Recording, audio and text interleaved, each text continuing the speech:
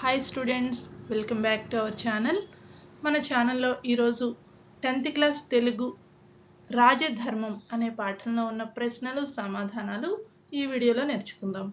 ఇంతకుముందు videos follow అయ్యారు కదండి. అన్ని లెసన్స్కి సంబంధించినటువంటి క్లియర్ ఎక్స్ప్లెనేషన్, అలాగే ప్రశ్నలు సమాధానాలు, గ్రామర్ వీడియోస్ అన్నీ నేను మన ఛానల్లో షేర్ చేశాను.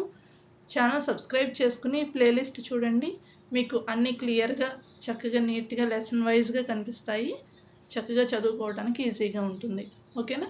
ఈరోజు మనం రాజధర్మం ఈ పాఠంలో ఉన్న ప్రశ్నలు సమాధానాలు చూద్దాం. వ్యక్తీకరణ సృజనాత్మకత. ఇందులో క్రింది ప్రశ్నలకు 4-5 వాక్యాలలో సమాధానాలు రాయండి అని ఇచ్చారు కదా. ఇందులో ఉన్న ఈ 3 ప్రశ్నలకు సమాధానాలు ఇప్పుడు చూద్దాము. మొదటి ప్రశ్న, చెడ్డవారిపై ఏ భారం పెట్టకూడదు? సమాధానం, చెడ్డవారిపై ఏ భారం పెట్టకూడదు. జవాబు, చెడ్డవారికి ముఖ్యమైన కార్యక్రమాలను, బాధ్యతలను అప్పగించకూడదు. గుణహీనుడైన వాడిని మంత్రిని చేయకూడదు. ధనం సమీకరించే పనుల్లో చెడ్డవారిని అధికారులుగా నియమించకూడదు.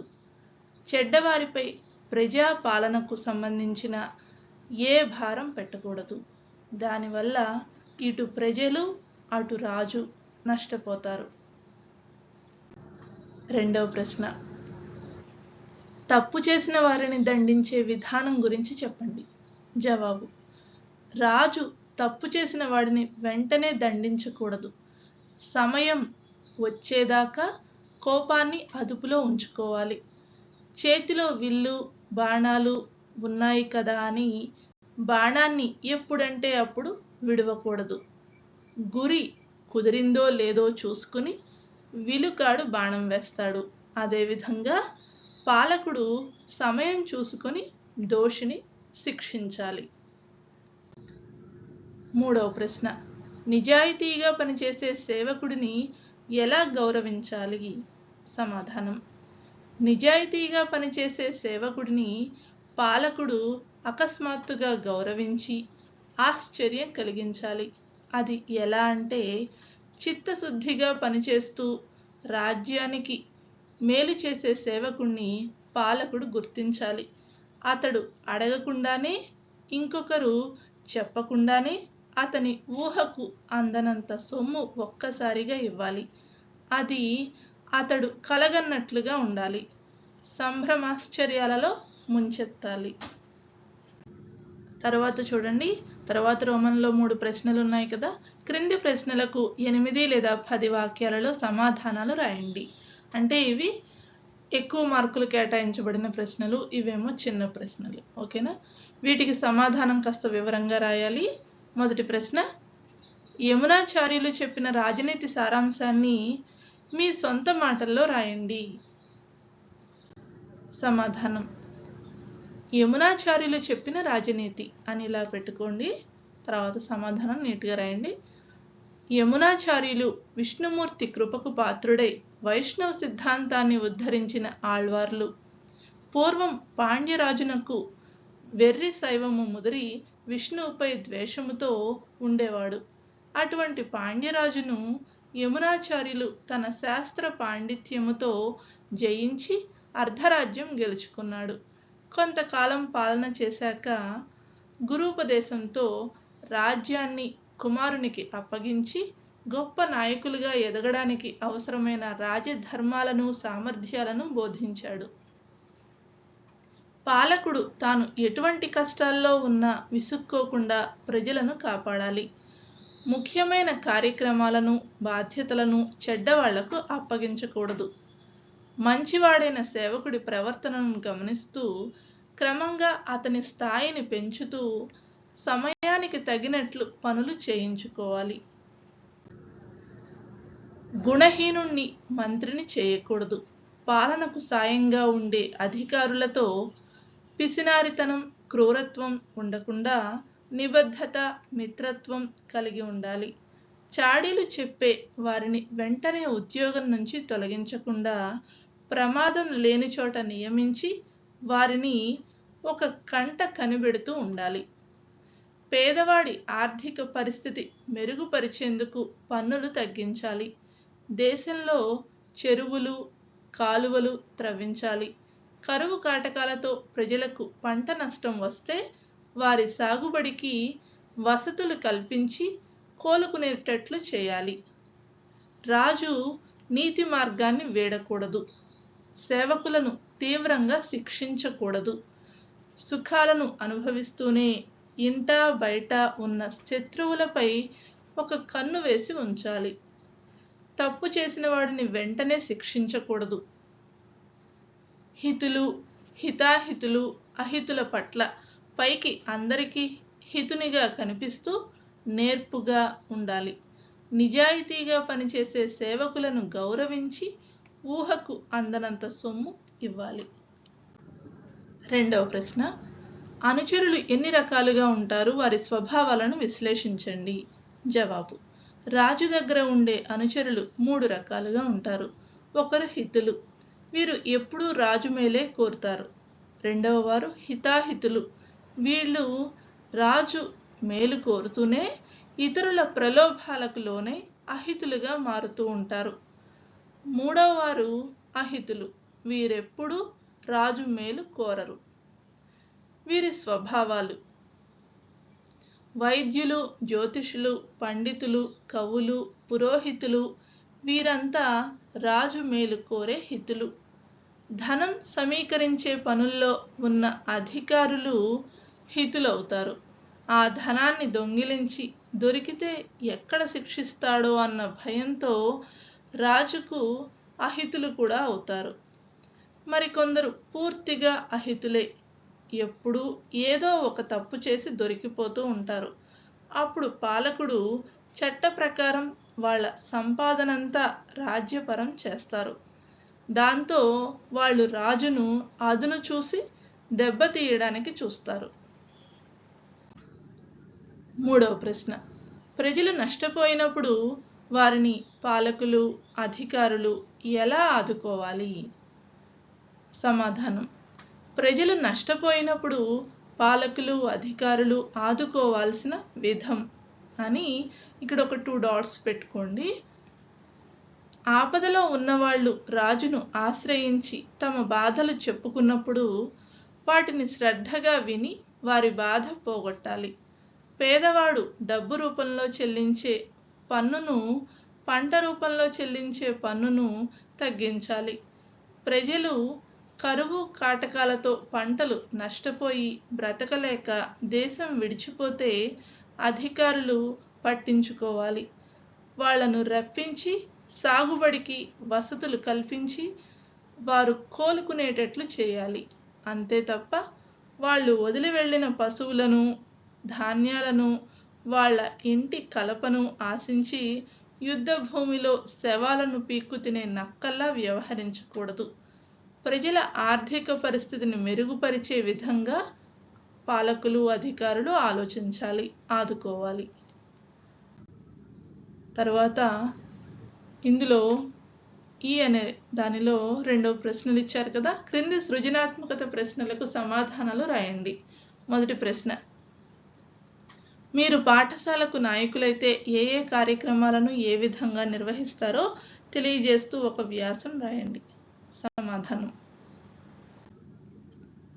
నేనే పాఠశాలకు నాయకుడు అని ఇలా చిన్న టైటిల్ లాగా పెట్టుకోండి.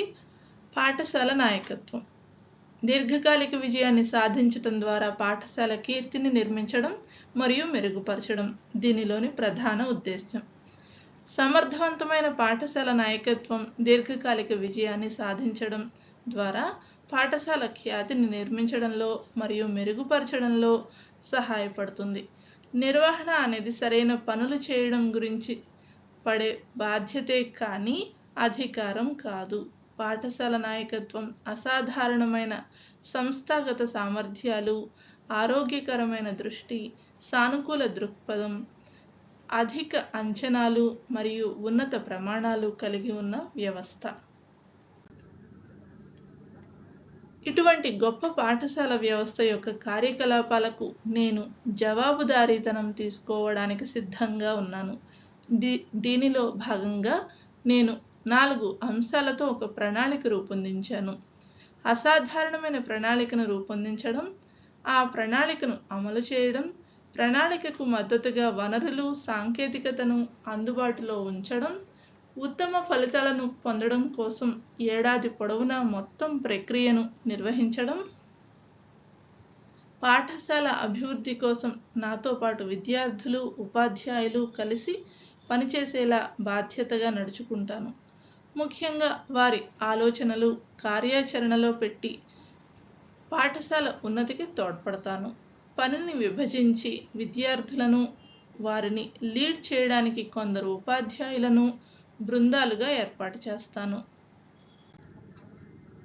నిర్వహించు కార్యక్రమాలు.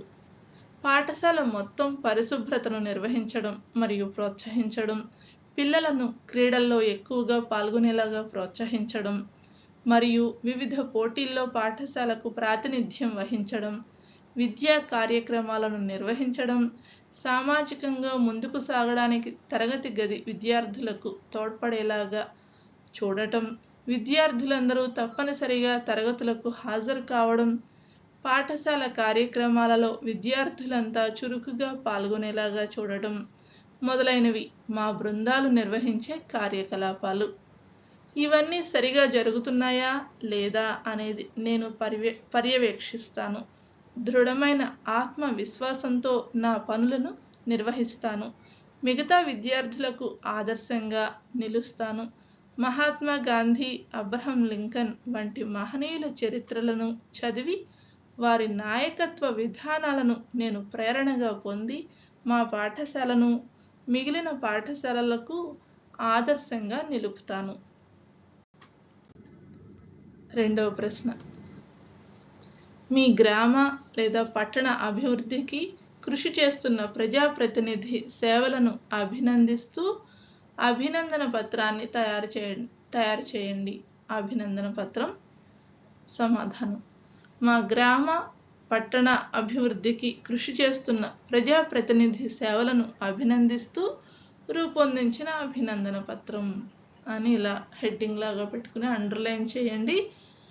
ప్రజల చేత, ప్రజల కొరకు, ప్రజలే ఎన్నుకునే ప్రజాస్వామ్యానికి ఊపిరిలూదిన ఎందరో మహనీయులకు వారసుడిగా నిలిచిన మా ప్రాంత ప్రజా ప్రతినిధి గౌరవనీయులు శ్రీ అని మీకు తెలిసిన ఒక నాయకుడు, అంటే మీ గ్రామానికి సంబంధించిన లేదా పట్టణానికి సంబంధించిన ఇటువంటి ప్రజా సేవలను అందిస్తున్న ఒక వ్యక్తి పేరు ఇక్కడ రాసుకోండి. మంచి మాట తీరుతో ఇటు ప్రజల మన్ననలను, ఇతర విమర్శకుల అభినందనలను అందుకుంటున్న గొప్ప నాయకుడు ఈయన. ఓకే, ఓట్లు వేసే వరకే ప్రజలు, ఆ తర్వాత పట్టించుకోరు నాయకులు అన్న అపవాదును తుడిచేస్తూ నిరంతరం ప్రజల మధ్య ఉండే మా మంచి ఎమ్మెల్యే మీరే. దామోదరం సంజీవయ్య గారు, పుచ్చలపల్లి సుందరయ్య గారు, బాబు జగజ్జీవన్ రామ్ గారు, ఇలా ఎందరో మహనీయులను ఆదర్శంగా తీసుకొని ప్రజాసేవ చేస్తున్న మీకు అభినందనలు. ప్రజా సమస్యలే మీ సమస్యలుగా భావించి ప్రజల కోసం అధికారులను, మీ తోటి ప్రజా ప్రతినిధులను కలుపుకొని ప్రజల అవసరాలను తీర్చిన ప్రజానాయకుడు మీరే. ఎన్నికల ముందు నుంచి ప్రజల్లో చైతన్యం తెచ్చారు. ఓటును నోటు కోసం వేయొద్దు, పార్టీ జెండాల కన్నా జాతీయ జెండా మిన్న అంటూ మీరు చెప్పిన మాటలు ఇప్పటికీ మా చెవుల్లో మారుమ్రోగుతున్నాయి. మీ తండ్రి గారి పేరు మీదుగా కంటి ఆసుపత్రి ఏర్పాటు చేసి ఎందరో పేదలకు కంటి చూపు అయ్యారు. మీ చారిటబుల్ ట్రస్ట్ ద్వారా ఎన్నో గుప్తదానాలు చేశారు. పాఠశాలలు, కళాశాలలు సందర్శించి యువతను రాజకీయాల్లోకి ఆహ్వానించారు. ప్రజా చైతన్యం విద్య ద్వారానే వస్తుందని, మమ్మల్ని అందరినీ బాగా చదువుకోమని, దేశసేవ కోసం పనిచేయాలని పిలుపునిచ్చారు. ఇన్ని మంచి గుణాలున్న మిమ్మల్ని సన్మానించుకోవడం, అభినందన పత్రం రాయడం మాకు సంతోషాన్ని కలిగిస్తోంది. మీరు మరోమారు మా ప్రజాప్రతినిధిగా గెలవాలని ఆశిస్తూ ఇట్లు జిల్లా పరిషత్ పాఠశాల విద్యార్థులు అని పెట్టాను. ఇక్కడ మీ పాఠశాల పేరు రాసుకోండి. వద్దు అని అంటే పాఠశాల పేరు రాయకూడదు అంటే రాయకండి. ఓకేనా? ఇట్లు పాఠశాల విద్యార్థులు అని పెట్టుకోండి. ఓకేనా? ఓకే పిల్లలు, ఈ వీడియో మీకు ఎంతగానో ఉపయోగపడుతుంది అని నేను అనుకుంటున్నాను.